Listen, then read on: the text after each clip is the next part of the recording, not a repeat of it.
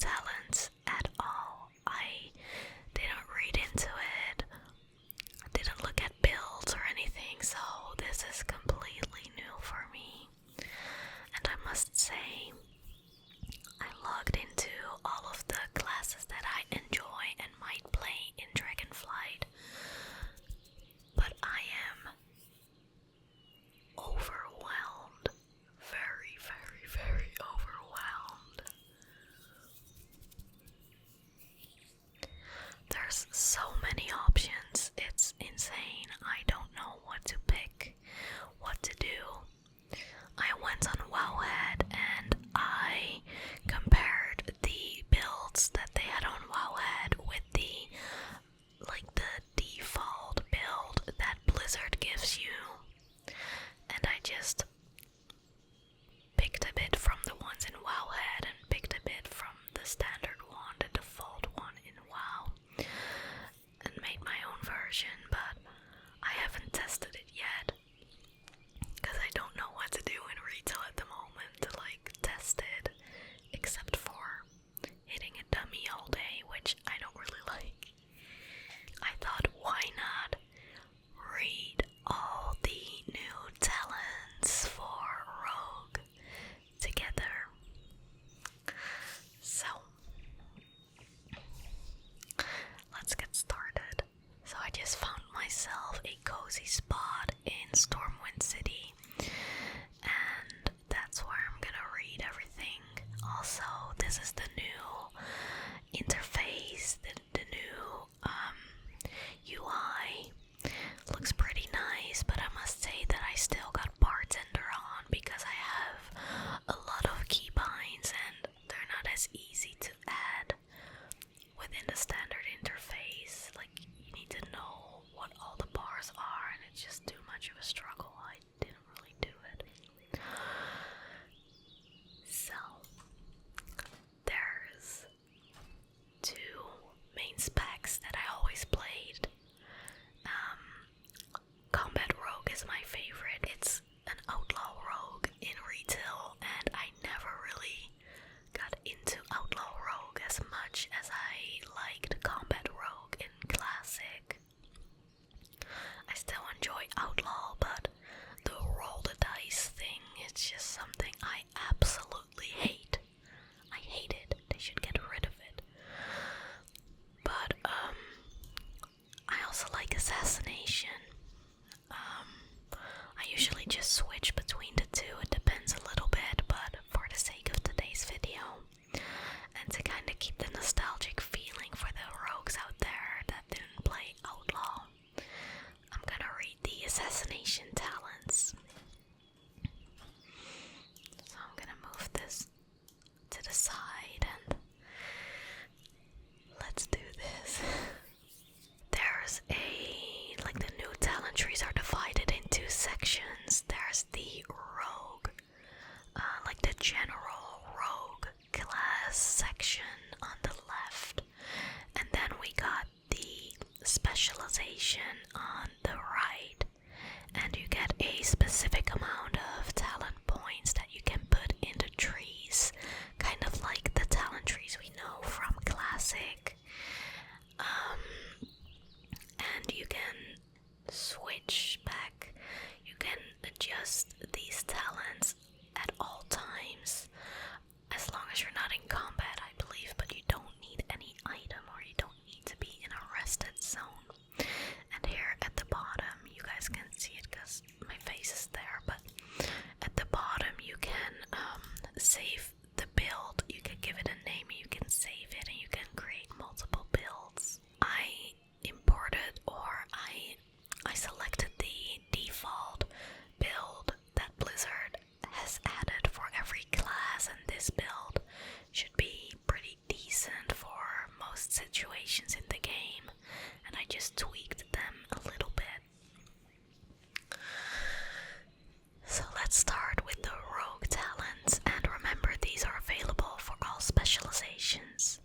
So here, I have no clue, guys, what this little ghoul is that you see, this little 3D image of a ghoul. It appears with everything, every action bar that I hover over.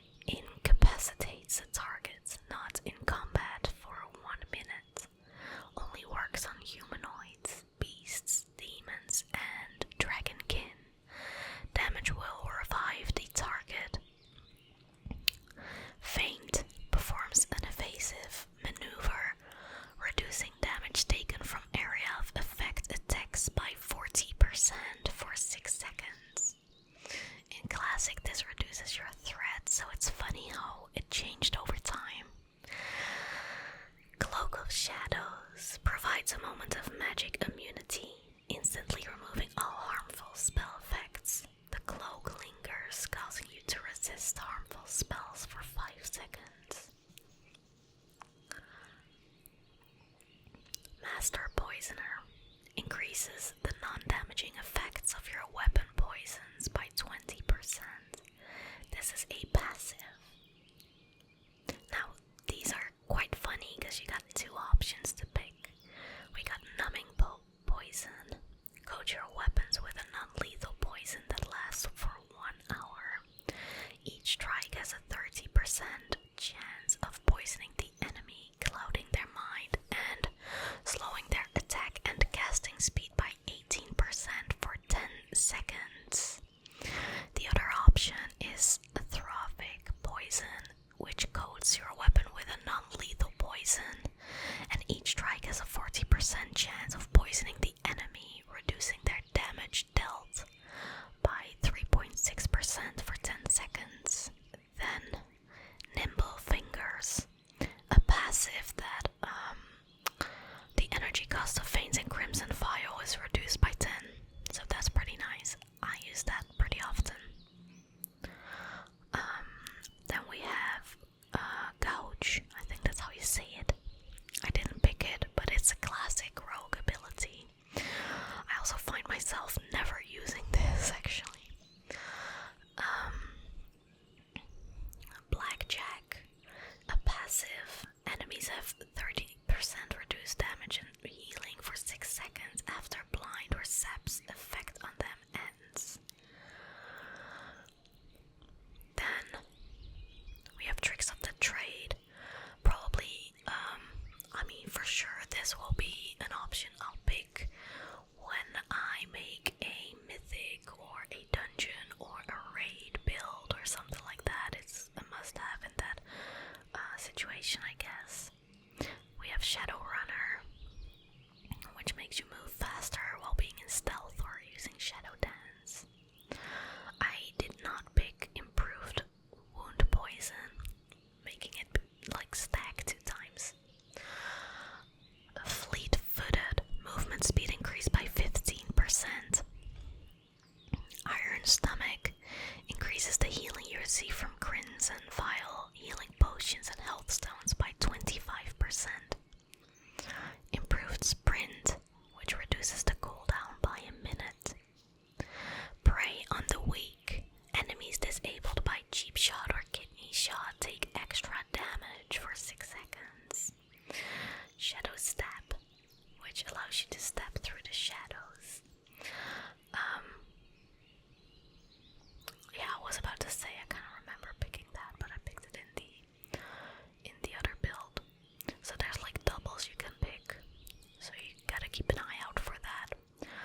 By the way, I honestly don't remember changing much of this build. I just imported this and tweaked a few things, I believe. So now that I read it, I might realize that some things can be improved a bit, but that's a good thing for me, I guess. Subterfuge, I don't know how to say that. This allows you to use your stealth abilities for another 3 seconds after breaking stealth. I used to have this for a long time before, and I actually really liked it. I think in PvP it's nice when you're detected and you can still use it. Virulent Poisons increases damage of your weapon poisons by 10%. Deadened Nerves. Physical damage taken reduced by 3%.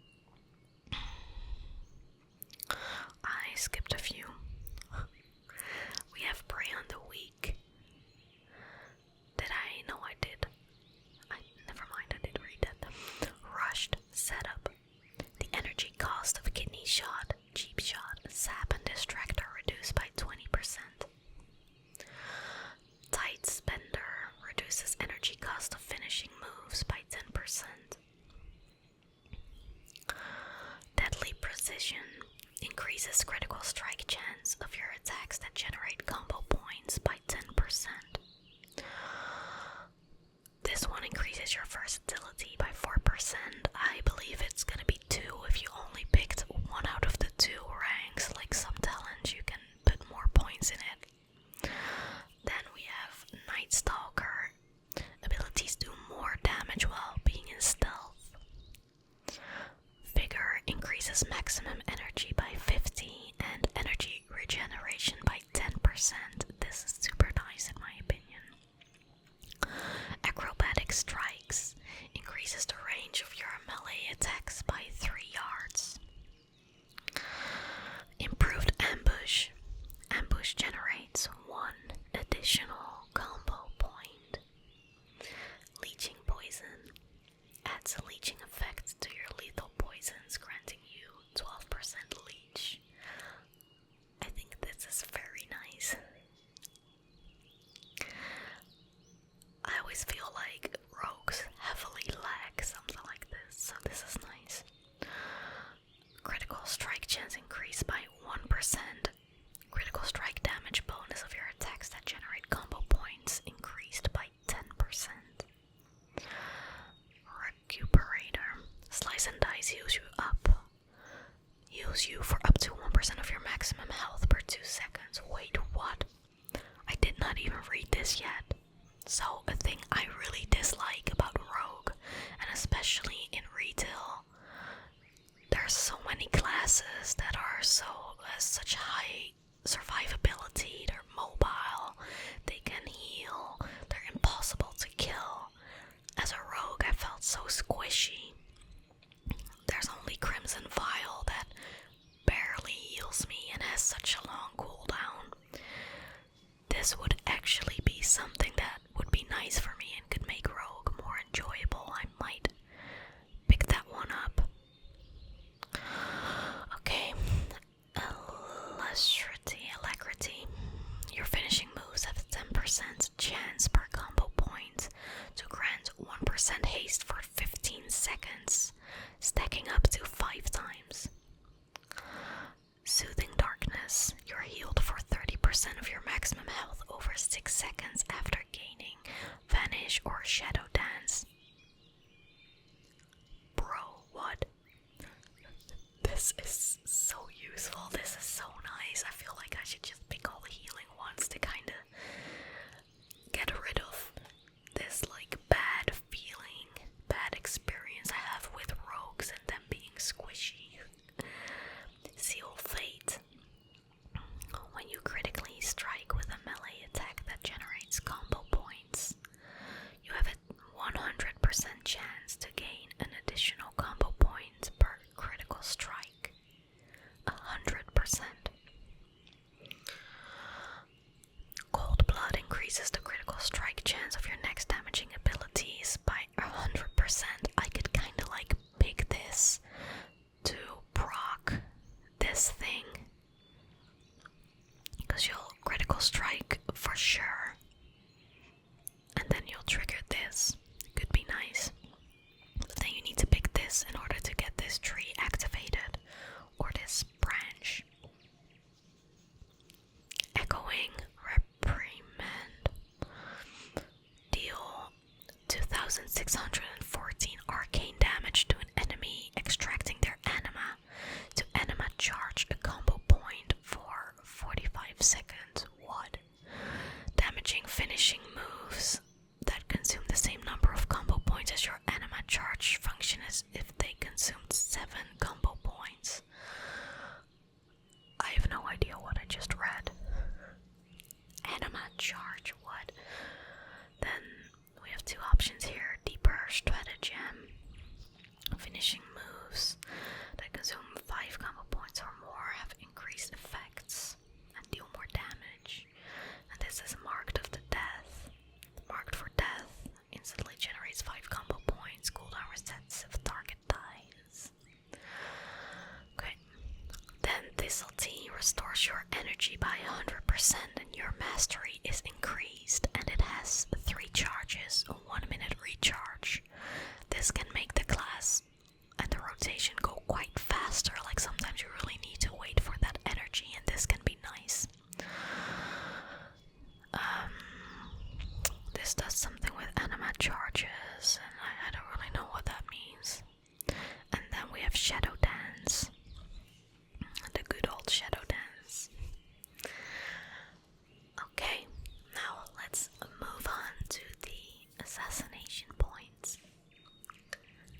Assassination is all about poisons. So we got deadly poison. Coat your weapon with a lethal poison that lasts for an hour. And this applies nature damage over time, basically. Improved Shiv, which now also increases your nature damage done against a target by 20% for 8 seconds.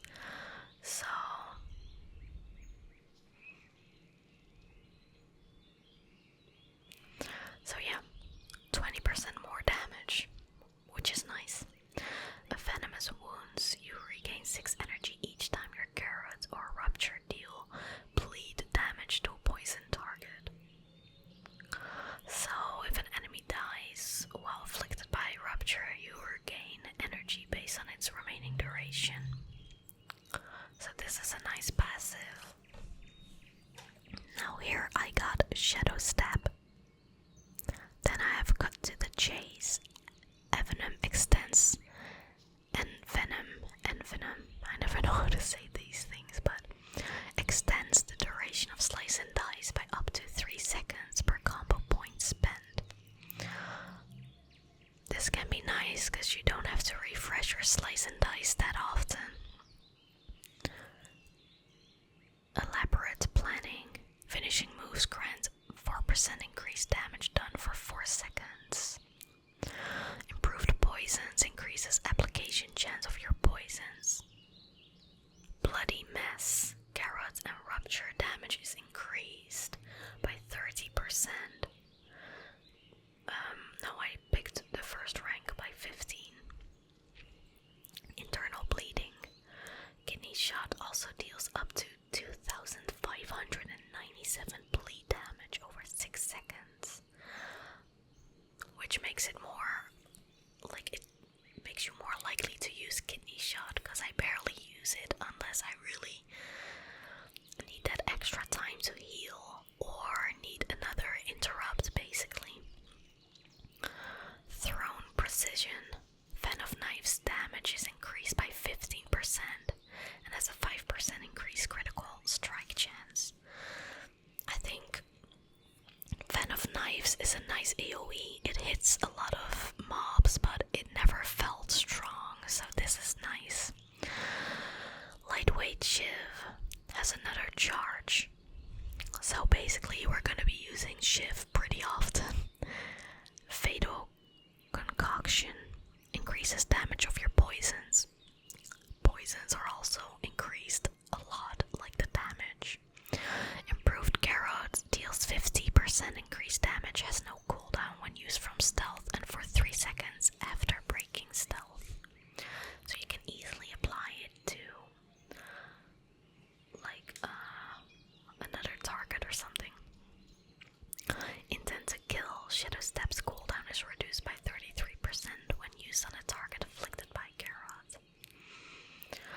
I never use Shadow Step that often, so just having it is fine for me. Crimson Tempest, a finishing move that slashes all the enemies within 13 yards, dealing instant damage and causing victims to bleed for additional damage. Deals reduced damage beyond 8 targets. So this is nice if you're gonna do a lot of dungeons or raids and have a lot of mobs around you, I think. Venom Rush, a passive, and ambush and mutilate refunds 7 energy when used against a poisoned target. So I'm kind of trying to process and think of how this all will be put to practice. I feel like there's quite a few abilities that are stronger against already poisoned targets. So I kind of need to vanish more often or something, or see how I can mutilate is a staple, basically. It's a thing that I use a lot, and there's gonna be poisons on my target, so mutilate will always be more effective, basically. So that's nice. Then I got Death Mark. Carve a Death Mark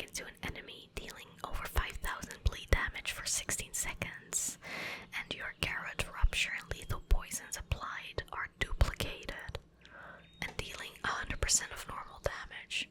Super nice. Master Assassin. While stealth is active, and for 3 seconds after, your critical strike chance is increased by 30%. This can all be nice for PvP, I guess.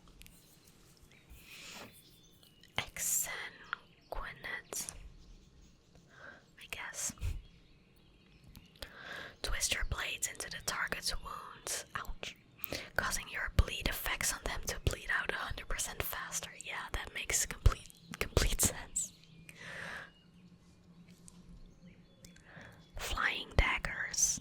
Fan of Knife's radius is increased to 15 yards and deals 15% more damage when it strikes 5 or more targets. Very nice for big bulls. Vicious Venoms, Ambush and Mutilate deal an additional 10% damage as nature.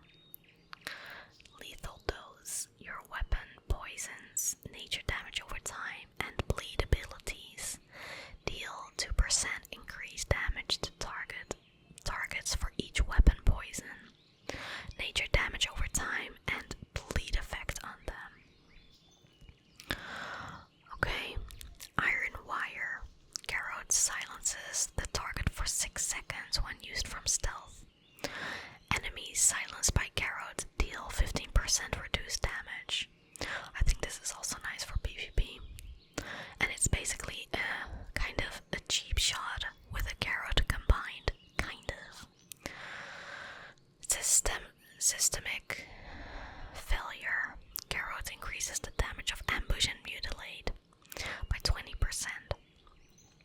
Amplifying Poison.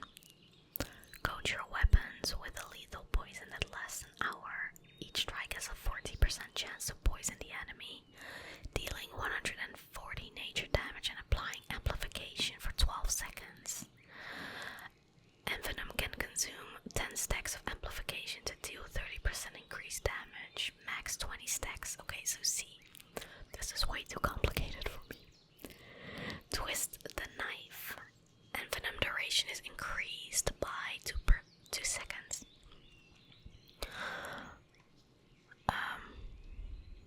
Yeah, okay. Doomblade. Mutilate deals an additional 20% bleed damage, so we're really boosting Mutilate a lot as well. Blindside. Ambush and Mutilate have a 20% chance to make your next ambush free and usable without stealth. Chance increased to 40% if the target is under 30% health. So this is nice because we got quite a few talents that boost your damage of Ambush and Mutilate if the target is poisoned. So if I would pick this, then, you know, that would be actually super nice, and it kind of like procs different talents, so to say. Tiny Toxic Blade. Shift deals 500% increased damage and no longer costs energy. Kind of triggered to get this because I have so many shift boosting things by now that this could even add to the damage, like even more. Poison Bomb. Envenom has a 10% chance per combo point spent to smash a vial of poison at the target's location, creating a pool of acidic death that deals 2,672 nature damage over 2 seconds to all enemies within it. Very nice for dungeons and group content and stuff. Shrouded Suffocation increases Garrote damage by 15% and it generates 2 additional combo points when cast from stealth. We got 2 options here. Sepsis infects the target's blood. It deals damage over 10 seconds, and if the target survives, they suffer an additional almost 3k damage, and you gain 1 use of any stealth ability for 5 seconds.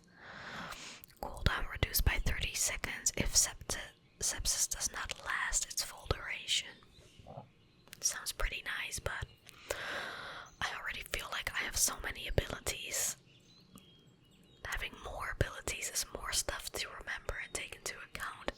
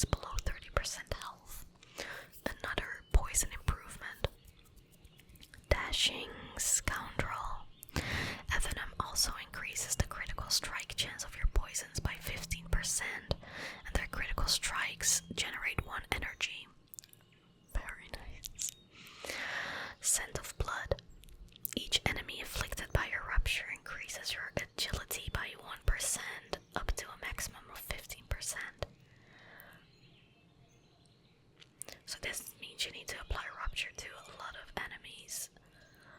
To get the 15%, you need to apply it to 15 enemies. I don't even know how to do that before the time runs out, honestly.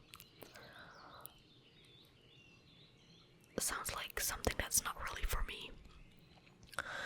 King's Bane. Release a lethal poison from your weapons and inject it into your target, dealing over 3k nature damage instantly and an additional almost 4k over 14 seconds. Each time you apply lethal poison to a target affected by King's Bane, the damage of King's Bane increases by 20%. Dragon Tempered Blades. You may apply one additional lethal or non-lethal poison to your weapons. This sounds awesome, honestly, with all the poison improvements we have by now. Indiscriminate Carnage. Your next Garrote and your next Rupture apply to up to 8 enemies within 10 yards. Okay, so this makes sense why you would pick Scent of Blood. You get this thing after, and this basically means that you need to apply Rupture twice, because it applies to up to 8 enemies, so you can hit 16 enemies with it and get this maximum stack, basically.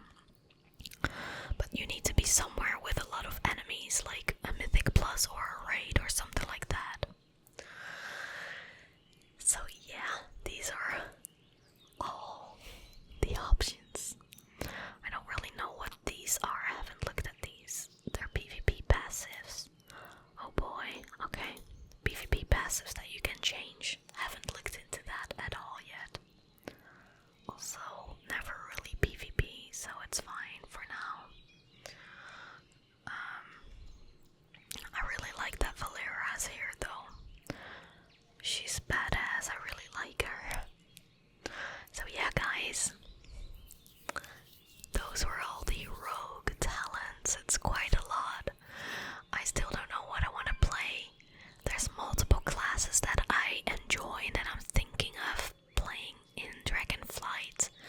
Either I give Rogue another chance, although it's very demotivating to me whenever I need to put so much effort into doing a bit of damage, and then there's hunters or other classes that can smash a few buttons brainlessly and do a ton of damage, and that's very demotivating to me, that I need to put so much effort into Rogue to kinda even try to reach the tops. So either Rogue, or I'll continue my Protection Paladin like I've been doing the last 2 expansions. I also kind of feel like playing a Hunter or Shaman again. A Beast Mastery Hunter, Enhancement Shaman. I've played both of them quite a bit in Legion. Then I'm also thinking of maybe playing Windwalker Monk again. I've played quite a lot of Windwalker Monk halfway into Battle for Azeroth, and I really like it. Or I go wild and I play a caster, a warlock. I never play casters, I always give up on them pretty quickly. The only kind of casters that I could play were hunters, although hunter is not really a caster, it's ranged. But other than that, I always liked being up front in battle, and casters feel so squishy, but I really do like warlock, and just applying dots everywhere and not worry about a thing anymore. Honestly, I don't like too complicated gameplay. I know some people like it, but I just wanna see high numbers without putting too much effort into it. I'm that kind of person.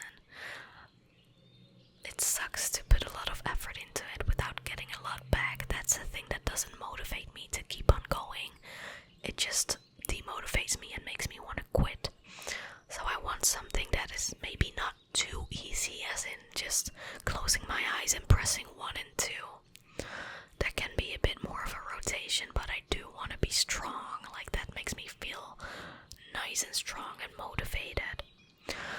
But yeah, I really don't know yet. Rogue, paladin, hunter, shaman, monk, warlock. Quite a few options. But yeah, I'm gonna end the video here, guys. I hope that you enjoyed this video.